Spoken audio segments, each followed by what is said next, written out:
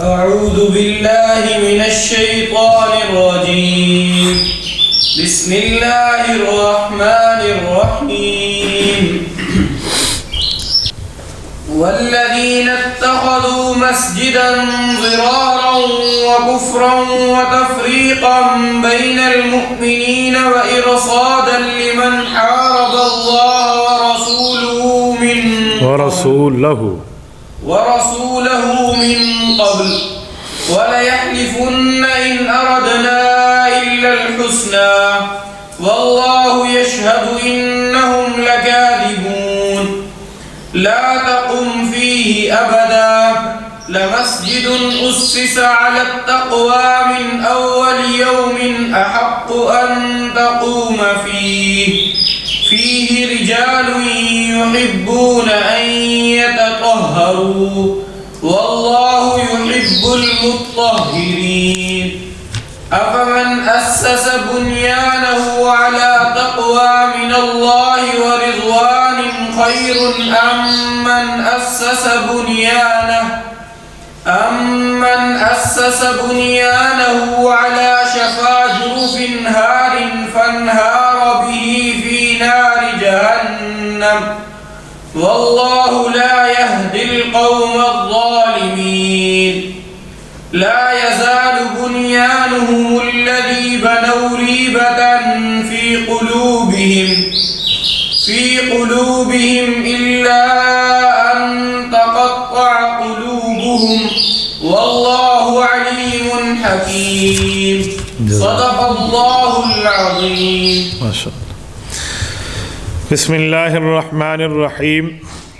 اور کچھ لوگ وہ ہیں جنہوں نے ایک مسجد اس کام کے لیے بنائی ہے کہ مسلمانوں کو نقصان پہنچائیں، کافرانہ باتیں کریں، مؤمنوں میں پھوٹ ڈالیں اور اس شخص کو ایک اڈا فراہم کریں جس کی پہلے سے اللہ اور اس کے رسول کے ساتھ جنگ ہے، اور یہ ضرور قسمیں کھائیں گے کہ بھلائی کے سوا ہماری اور کوئی نیت نہیں ہے، لیکن اللہ اس بات کی گواہی دیتا ہے کہ وہ قطعی جھوٹے ہیں۔ اے پیغمبر صلی اللہ علیہ وآلہ وسلم، تم اس نام نہاد مسجد میں کبھی نماز کے لیے کھڑے مت ہونا، البتہ وہ مسجد جس کی بنیاد پہلے دن سے تقوی پر رکھی گئی ہے، وہ اس بات کی زیادہ حقدار ہے کہ تم اس میں کھڑے ہو۔ اس میں ایسے لوگ ہیں جو پاک صاف ہونے کو پسند کرتے ہیں، اور اللہ پاک صاف لوگوں کو پسند کرتا ہے۔ بھلا کیا وہ شخص بہتر ہے جس نے اپنی عمارت کی بنیاد اللہ کے خوف اور اس کی خوشنودی پر اٹھائی ہو، یا وہ شخص جس نے اپنی عمارت کی بنیاد ایک ڈھانگ کسی گرتے ہوئے کنارے پر رکھی ہو، پھر وہ اسے لے کر جہنم کی آگ میں جا گرے، اور اللہ ایسے ظالم لوگوں کو ہدایت نہیں پہنچاتا۔ جو عمارت ان لوگوں نے بنائی تھی وہ ان کے دلوں میں اس وقت تک برابر شک پیدا کرتی رہے گی جب تک ان کے دل ہی ٹکڑے ٹکڑے نہیں ہو جاتے، اور اللہ علم والا بھی ہے اور کامل حکمت والا بھی۔ قرآن کریم کی یہ سورۃ توبہ کی آیت نمبر 107، 108، 109، 110 ہے۔ ان آیات میں مسجد ضرار کے متعلق چند باتیں اور 2 حکم ذکر فرمائے گئے ہیں۔ مسجد ضرار کا مطلب کیا ہے؟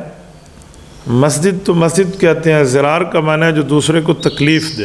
کیا مساجد بھی دوسرے کو تکلیف دیتی ہیں؟ تو مسجد تو دوسرے کو تکلیف نہیں دیتی، لیکن ایک خاص قسم کی مسجد ہے جس کے بارے میں اسلام میں پوری تاریخ موجود ہے۔ رسول اکرم صلی اللہ علیہ وسلم جب مدینہ منورہ آئے تو 2 قسم کے سردار ایسے تھے جن سے اللہ کے رسول کا واسطہ پڑا، اور ان دونوں نے بغض کا اظہار کیا۔ ایک عبداللہ بن ابی ہے اور ایک ابو عامر راہب ہے جس کو ابو عامر فاسق اسلام میں کہا گیا ہے۔ یہ دونوں وہ تھے جو اپنی طرف لوگوں کے دل پھیرے ہوئے تھے، لیکن ظاہری خوشنودی کے لیے لوگوں کو مسئلے وغیرہ ادھر ادھر سمجھاتے اور لیڈر بنے ہوئے تھے۔ رسول اللہ صلی اللہ علیہ وسلم مدینہ منورہ تشریف لے آئے تو حضور پاک علیہ الصلوۃ والسلام کے آنے کے بعد مدینہ منورہ کے لوگوں نے حقیقت دیکھی کہ محبت کہتے کسے ہیں اور پیار کسے کہتے ہیں، شفقت کسے کہتے ہیں، کہ پہلے تو ہم ان 2 کے ایسے سمجھیں نیچے لگے ہوئے تھے اور ان کی باتیں مان رہے تھے، اور یہ دونوں تو صرف اپنے پیٹ کو سامنے رکھتے ہیں اور اللہ کے رسول اخلاص پر بات فرما رہے ہیں۔ تو لوگ ان سے کٹ کے حضور پاک صلی اللہ علیہ وسلم کے پاس آ گئے۔ تو پہلا تو انہیں یہی تکلیف تھا کہ ہماری کوئی تربیت اور سوسائٹی کے معاملات ایسے نہ بن سکے جس میں لوگ ہماری پوجا کریں، لہٰذا اب یہ مسئلہ۔ اگلا مسئلہ یہ ہوا کہ رسول اللہ صلی اللہ علیہ وسلم نے ان دونوں کو دعوت اسلام دی ہے۔ پہلا بندہ ابو عامر راہب اور دوسرا عبداللہ بن ابی۔ عبداللہ بن ابی تھا منافق، تو منافق کا مطلب یہ ہے کہ اس نے کلمہ پڑھ لیا اور اندر سے بے ایمان رہا، سازشیں کرتا رہا۔ لیکن ابو عامر تھا، وہ بحث کرنے اللہ کے رسول کے پاس آیا۔ یہ پہلے یہودی تھا، پھر عیسائی بن گیا۔ اس نے دیکھا نا یہودیت میں میری دکان چلتی نہیں ہے، تو چلو میں عیسائی بن جاؤں، دوسرا مذہب اختیار کر لیا۔ رسول اللہ صلی اللہ علیہ وسلم نے اس کو کلمہ اسلام کی دعوت دی، اور یہ آگے سوالات شروع کر رہا ہے، اس سوال کا جواب دیں، تو آپ علیہ السلام نے دیا، یہ اس کا دیں جی، اس کا دیا، یہ اس کا دیں جی، اس کا دیا۔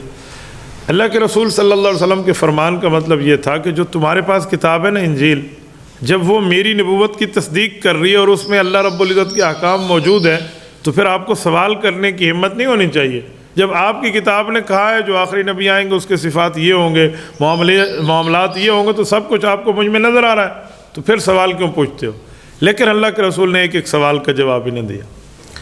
جب سارے جواب دے دیے نا، تو باوجود یہ کہ مطمئن ہوتا، تو اس نے الٹا کہنا شروع کر دیا کہ آج کے بعد آپ مجھ سے بات نہ کرنا، میں نے آپ کو جان لیا ہے، آپ اندر سے فلاں ہیں فلاں، اس طرح گستاخی کی۔ اور کہنے لگا کہ اگر کوئی چھوٹے سے چھوٹا بندہ بھی آپ کے خلاف کھڑا ہوگا نا، تو میں اپنی طاقت دولت کے ساتھ اس کو بڑے سے بڑا بناؤں گا، لیکن آپ کا مقابلہ میں کروں گا۔ یہ کہہ کر وہ اٹھ کے چلا گیا۔ اچھا، جاتے ہوئے اس نے ایک دعا بھی کی۔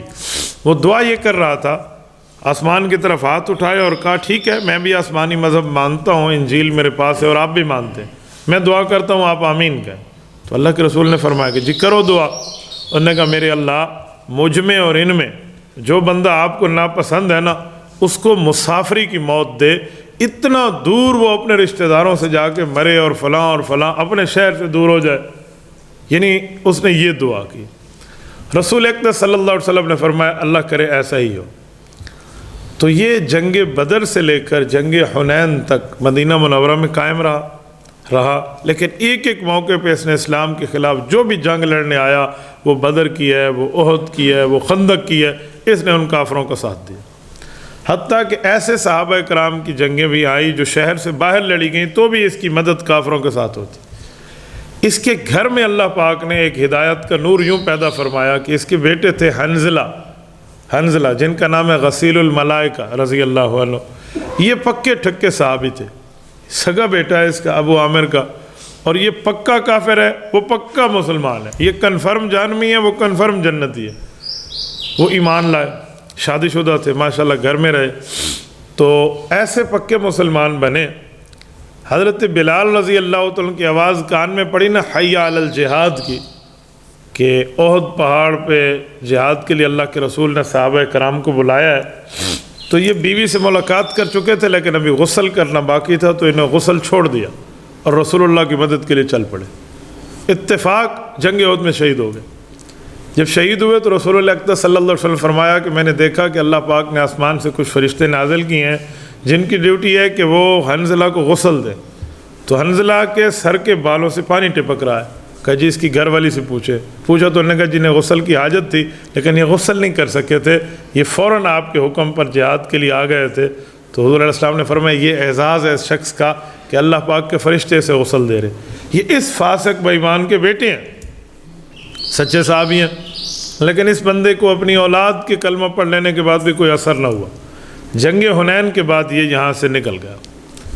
مدینہ منورہ میں اللہ کے رسول صلی اللہ علیہ وسلم رہ رہے ہیں اور اپنا شہر ہے اور اللہ نے یہاں بھیجا ہے، اور یہ اس شہر کو جس شہر میں یہ شروع سے رہتا تھا چھوڑ دیا اس نے، اور یہ ملک شام جا کر پہنچا۔ ملک شام میں رہا تو اب سازشیں تو سازشی کی ختم نہیں ہوتی نا، کہتے ہیں چور چوری سے جائے ہیرا پھیری سے نہ جائے، تو اس نے ہیرا پھیریاں وہاں شروع کر دی۔ اس نے دیکھا کہ اب طاقت کے ذریعے تو مسلمانوں کو میں زیر نہیں کر سکا، آؤ کوئی سیاست کے ذریعے مسلمانوں کو زیر کریں۔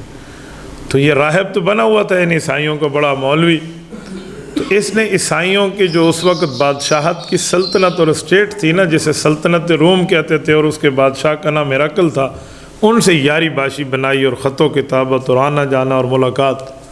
جب اس کے تعلقات مضبوط ہوئے نا تو اس نے اس کے کان بھرنا شروع کیے کہ دیکھو آپ کے مذہب کے خلاف جو نیا مذہب آ گیا ہے نا، وہ تو یہی ہے جو مدینہ میں بیٹھ کے خود کو نبی کہہ رہے ہے، اور آپ مجھ سے اچھی طرح واقف ہے کہ میں آپ کے مذہب کا عالم ہوں، لہٰذا آپ کوئی ترتیب بنائیں، اس بندے کے معاملے کا کام پورا کریں، یعنی اسلام کے خلاف سازشوں میں اس کے کان بھریں۔ اسی اثناء میں جب اس کو وہاں سے کوئی گرین سگنل ملا نا کہ اب کوئی کام ہوگا میری دال گلے گی، تو اس نے مدینہ منورہ رابطے شروع کر دیے اپنے ان منافقوں کے ساتھ جو ان کی یاری والے تھے، جنہیں پیچھے چھوڑ کے گیا تھا، کہ ایک کام کرو، اب مسلمانوں پر یہ چھوٹی موٹی جنگ نہیں آئے گی، اب ایک اسٹیٹ ان پر حملہ کرے گی، اور میں بادشاہ روم سے بات کر رہا ہوں، لیکن اس کے لیے ضرورت ہے کہ ہمیں ایک ٹھکانہ آپ کے شہر مدینہ میں ملے۔ جی وہ کیا کہ آپ ایک کام کرو، ایک مرکز بناؤ جہاں آپ ایسی ترتیب پہ رہو تاکہ ادھر سے وہ آئے تو اندر سے تم ان کے خلاف نکلو۔ تو ان منافقین نے اسے خط و کتابت لکھا کہ یہ مرکز جو پکڑا جائے، کیا مرکز بنائے، کس گھر میں بیٹھیں، یہ ہمارے لیے ممکن نہیں ہے، کوئی اور ترتیب بناؤ۔ تو اس نے اس کو کہا کہ ایسا کرو، ایک مسجد بنا لو، نام تو مسجد ہوگی لیکن اندر سے کام کی ترتیب ہم اپنی فٹ کریں گے، اس میں کوئی میرا مہمان آئے گا، کوئی سازشی آئے گا، اس کو رہلا دینا، کوئی بادشاہ کی باتیں آئیں گی تو وہاں پر مشورے کریں گے، بس رابطے میں رہیں گے، ایک مسجد بنا لو۔ تو مدینہ کے منافقین نے ایک مسجد بنا لی، اور مسجد پر جو مشورہ شروع کیا کہ یار مسجد جو بنائیں گے اور اللہ کے رسول صلی اللہ علیہ وسلم پوچھ لیں کہ مسجد کیوں بنا رہے ہو، تو کوئی بہانہ بنائے۔ تو کہا جی ٹھیک ہے، چند بوڑھے منافقین کو اکٹھا کیا کہ یہ بہت بوڑھے آدمی ہیں بیچارے، چل پھر نہیں سکتے، ان کے لیے علیحدہ ایک مسجد بنا لیں، کبھی کبھی آپ کے پاس بھی آ جائیں گے، جمعے آپ کے پاس آئیں گے، باقی نمازیں یہیں پڑھیں گے۔ اور قباء مسجد سے دور ایک جگہ عالیہ سافلہ ہے، وہاں پر ان نے مسجد بنائی ہے۔ مسجد بن گئی، افتتاح کا وقت آیا، تو اب ان نے سوچا کہ ہماری دال ایسے نہیں گلے گی، ہم حضور پاک صلی اللہ علیہ وسلم کے پاس جائیں کہ ایک نماز آپ پڑھا دیں۔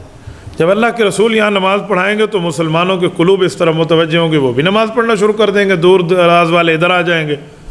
تو کوشش ہوگی کہ ان کو اللہ کے رسول کے پاس نہ جانے دیا جائے، ان کی کوئی برین واشنگ یہیں کی جائے۔ کہا جی ٹھیک ہے، حضور کے پاس جاؤ۔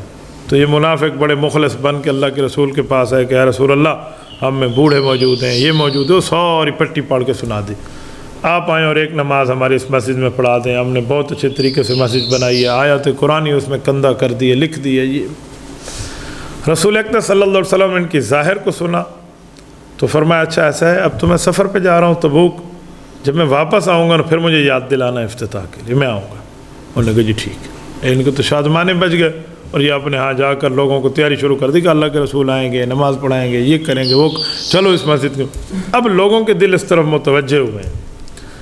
رسول اللہ صلی اللہ علیہ وسلم کو جب معلوم ہوا کہ یہ ہرقل قیصر روم جو ہے یہ ایک سلطنت والا مدینہ منورہ پہ حملہ آور ہونا چاہ رہا ہے اور وقت کی حکومت اور ایک اسٹیٹ کی ٹکر ہے، تو حضور پاک صلی اللہ علیہ وسلم نے صحابہ کرام سے مشورہ کیا کہ ایسا کیوں نہ ہو کہ ہم اپنے ملک کی سرحد پہ جا کے اس ملک والے کا راستہ روکیں، یہ ہمارے ملکوں میں گھس کر آ جائے، ہمارے شہروں اور ہمارے بستیوں میں آئے اور یہاں پہ بیٹھ کے ہم مقابلہ کریں، تو اس سے بہتر ہے ہم سفر کریں۔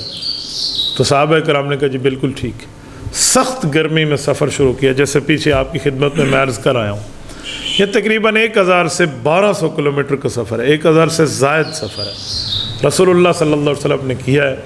بہت گرمی کا سفر ہے۔ میں تبوک گیا ہوں، یقین مانے مدینہ منورہ سے تبوک جاتے ہوئے بندے کو سمجھ آ جاتا ہے کہ یہ 1200 کلومیٹر کا سفر کہتے کسے ہیں۔ گاڑی کوئی 200 کی رفتار پہ چل رہی تھی اور ہماری گاڑی میں اے سی فل چل رہا ہے، شدید گرمی ہے، ہم بیٹھے ہوئے ہیں اے سی کے اندر پھر بھی گرمی محسوس ہوتی ہے، تھوڑا سا بندہ شیشہ کھولے گاڑی کا۔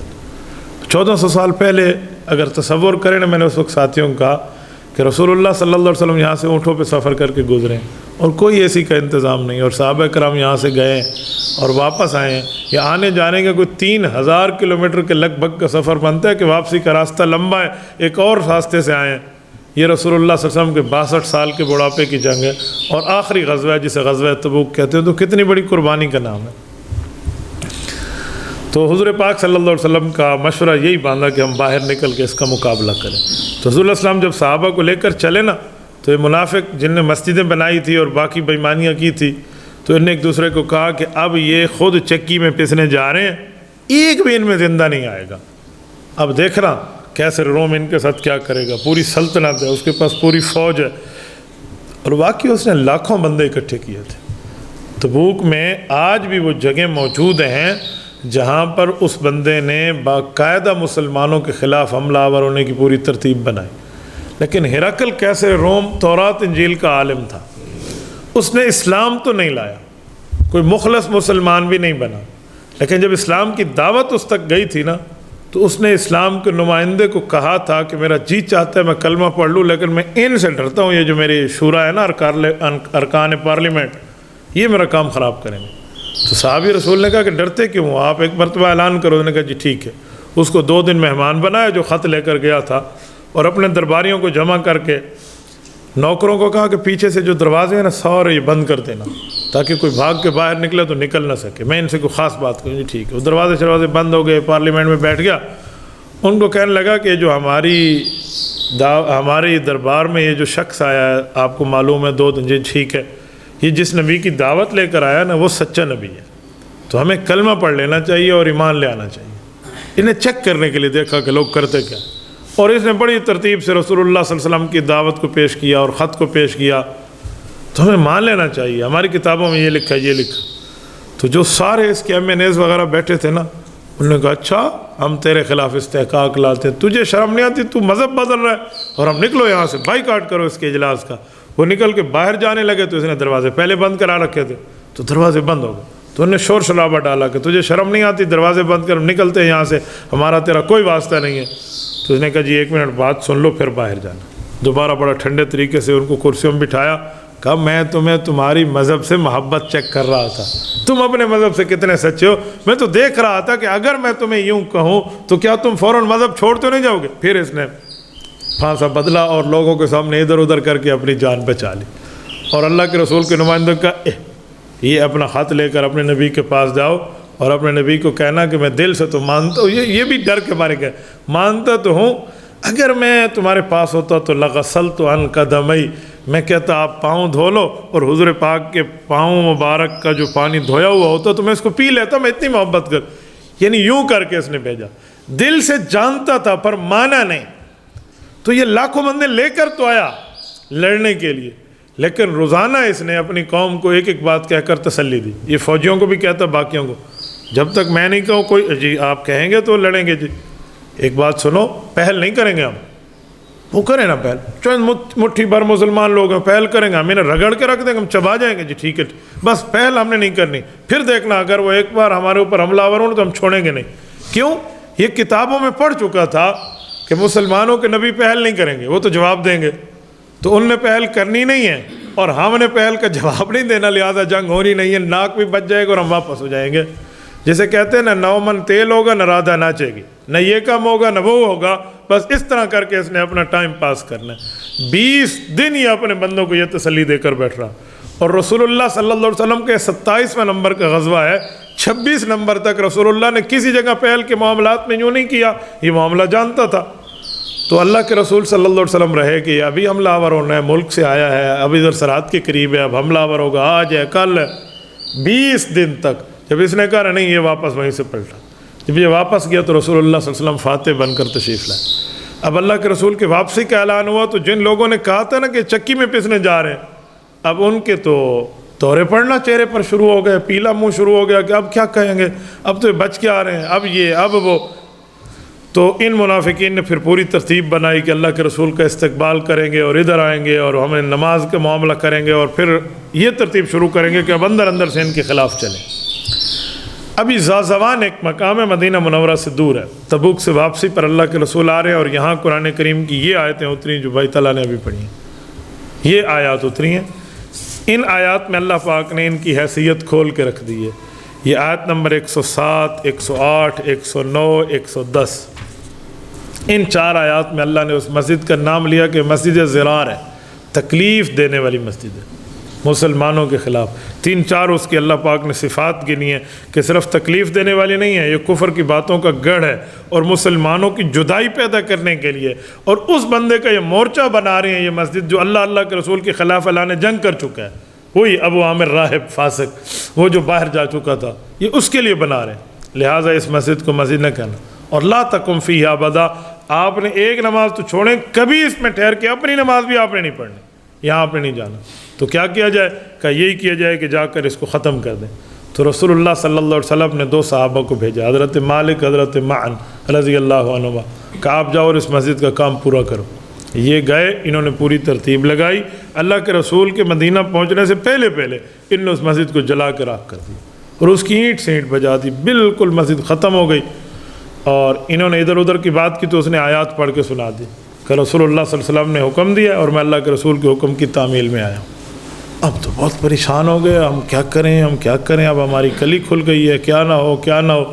لیکن منافق جب تک کافر واضح نہ ہو تو اس سے جنگ کا حکم نہیں ہے، اس سے دلائل کے ساتھ شرمندہ کرنے کا حکم ہے۔ تو اس لیے ان سے اعلانیہ جنگ تو نہ ہو سکی، لیکن اس کے مرکز کو اور ان کے اڈے کو ختم کر دیا گیا۔ تو قرآن کریم نے یہی کہا کہ یہ وہ لوگ ہیں جنہوں نے ایک مسجد بنائی ہے مسلمانوں کو تکلیف دینے کے لیے، اور اس میں کافرانہ باتیں اور مومنوں میں پھوٹ ڈالنے کا پروگرام، اور اس بندے کو ایک اڈا فراہم کر رہے ہیں۔ ویسے تو اس کا معنی ایک مورچہ ہے، لیکن مورچے سے مراد بھی اس کا ایک ٹھکانہ ہے کہ اس بندے کے لیے کر رہے ہیں جس نے پہلے دن سے اللہ کے رسول کے خلاف اللہ نے جنگ کر رکھی ہے۔ اور اب جب آپ جاؤ گے تو یہ قسمیں کھا کر کہیں گے جی ہماری نیت تو بڑی مخلص تھی، ہم تو اخلاص کے اوپر یہ کر رہے تھے اور ہم تو اللہ کے لیے کر رہے تھے۔ تو فرمایا ان کی قسموں پر بالکل اعتماد نہ کرنے، جھوٹی قسمیں کھا رہے ہیں، اللہ گواہی دے رہا ہے۔ اور پھر فرمایا کہ اگر نماز پڑھنی ہے نا تو اس مسجد میں ٹھہر کے پڑھیں جس کی پہلے دن سے بنیاد تقوی پر رکھی گئی ہے۔ اس سے اصل مراد مسجد قباء ہے۔ مسجد قباء مدینہ منورہ سے پہلے کی مسجد ہے، مسجد نبوی سے پہلے کی مسجد ہے، اور شہر میں بھی قباء پہلے آتا ہے، اسے باب المدینہ بھی کہتے ہیں۔ آج کل تو یہ مدینہ منورہ کا حصہ ہے، رسول اللہ صلی اللہ علیہ وسلم کے دور میں یہ ایک مدینہ منورہ کے شہر سے باہر کا حصہ تھا۔ جو خوش قسمت مسجد نبوی جا چکے ہیں نا، وہ خوش قسمت حضرات جانتے ہیں کہ مدینہ شہر رسول اللہ کے دور کا بہت چھوٹا تھا، بہت چھوٹے۔ آج کل تو مدینہ پورا منطقہ ہے اور ایک صوبے کی حیثیت اختیار کر چکا ہے۔ یہ تبوک بھی مدینہ کے منطقہ میں آتا ہے، حالانکہ 1200 کلومیٹر دور ہے مدینہ طیبہ سے۔ اس زمانے میں جو مدینہ ہے نا، شاہ فہد کی قبر پہ اللہ کروڑوں اربوں رحمتیں نازل فرمائے۔ اس آدمی نے رسول اللہ صلی اللہ علیہ وسلم کی مسجد نبوی کو جو توسیع دے کر بڑا کیا ہے نا، اس وقت پوری مسجد نبوی یہ حضور پاک کے شہر، حضور پاک کے دور کا شہر مدینہ ہے۔ یعنی جتنی شہر مدینہ کی حدود تھی نا، یہ شہر مدینہ کی حدود اس وقت پوری کی پوری مسجد نبوی کے اندر آ چکی ہے۔ یعنی اتنی بڑی مسجد نبوی ہے، اس کی حدود دیکھیں نا، تو یہ رسول اللہ صلی اللہ علیہ وسلم کے دور کا مدینہ تھا۔ اب کوئی چاہے نا کہ میں اللہ کے رسول کے دور کا شہر وزٹ کرنا چاہوں اور دیکھنا چاہوں، تو مسجد نبوی کے 45 گیٹ سے اندر کا چکر لگا لے اور دیکھ لے تو مدینہ منورہ کا پورا شہر یہ دیکھ لے گا۔ باقی جو علاقے ہیں وہ دور ہیں۔ تو اس وقت تو مدینہ سے دور شمار ہوتا تھا نا قباء، تو اب تو مدینہ کا حصہ ہے۔ رسول اللہ صلی اللہ علیہ وسلم نے یہاں مسجد قائم کی اور مسجد قباء۔ تو حضور پاک صلی اللہ علیہ وسلم کی عادت تھی کہ ہفتے والے دن اللہ کے رسول صلی اللہ علیہ وسلم کبھی سواری پہ اور کبھی پیدل تشریف لاتے اور قباء میں آ کر نماز پڑھتے۔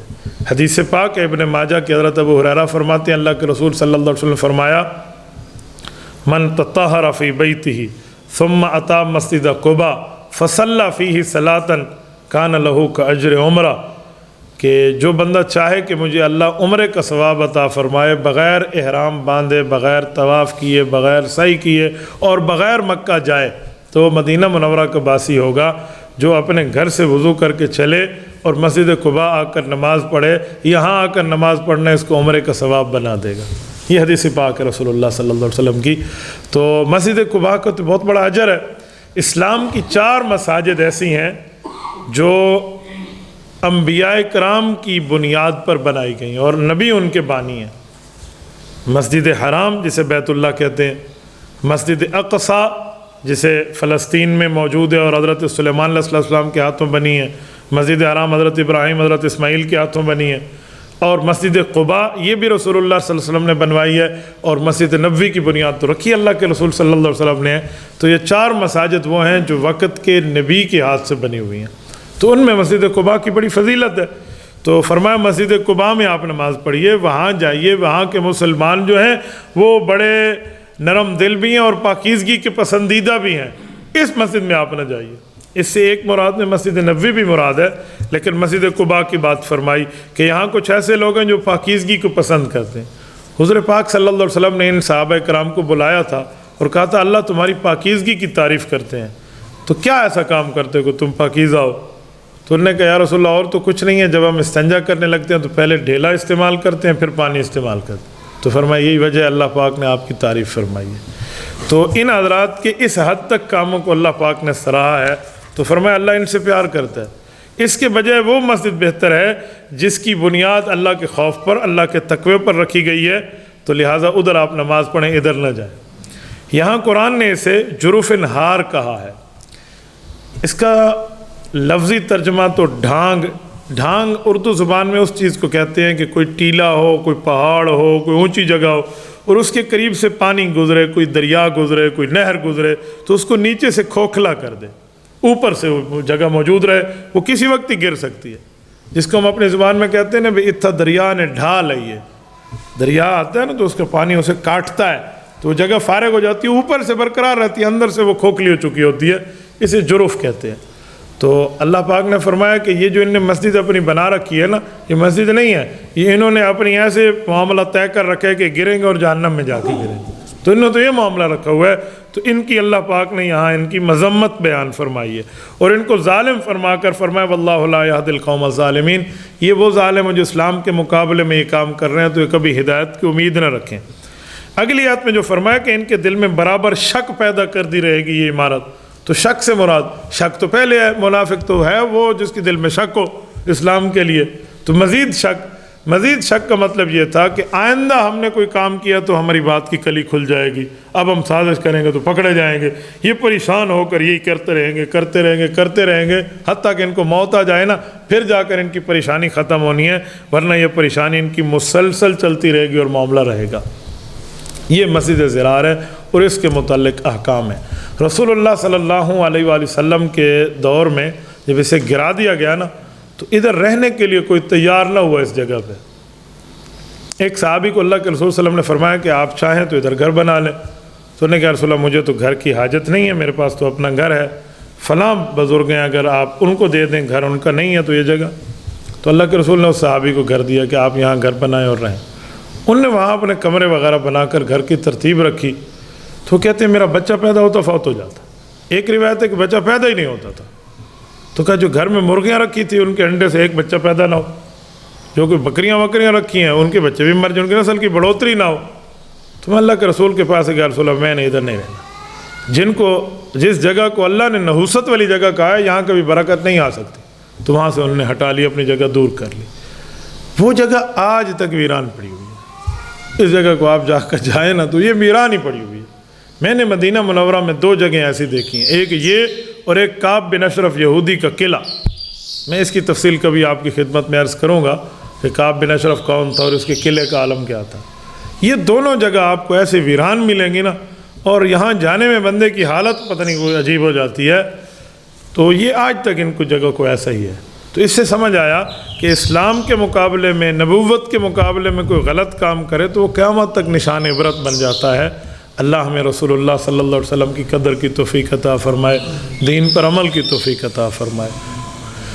الحمدللہ رب العالمین والعاقبۃ للمتقین والصلاۃ والسلام علی سید الرسل وخاتم النبیین۔ ربنا ظلمنا انفسنا وان لم تغفر لنا وترحمنا لنکونن من الخاسرین۔